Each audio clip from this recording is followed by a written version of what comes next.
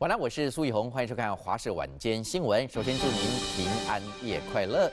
但是要告诉您的头条话题却不太平安，冷风所带来的强阵风却造成了悲剧的发生。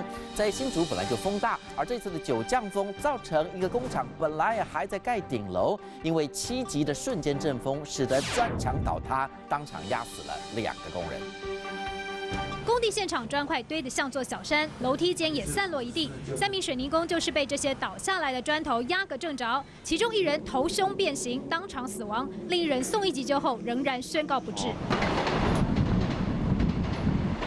意外发生在上午9点多，回到工地现场，风不断呼呼地吹，不仅绿色防护网被吹得乱飘，连绑成一整束的钢筋也左摇右晃。风太大。 包商说，上周6砖墙才砌好，还没干的水泥墙，充其量只是叠在一起的砖块堆，瞬间强风一吹才会发生意外。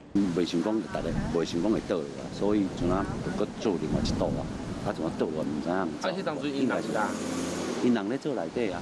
新竹气象站测量到上午竹北最大阵风7级，不过湖口台地地势较高，又没有遮蔽物，砖墙受风面积大，可能因此倒塌。但包商也说，一般砖墙水泥必须等3到7天才会完全凝固。这些工人又是做10-20年的老手，竟然会在自己最熟悉的工作环境里发生意外，还因此丧命。记者庄明宪新竹报道。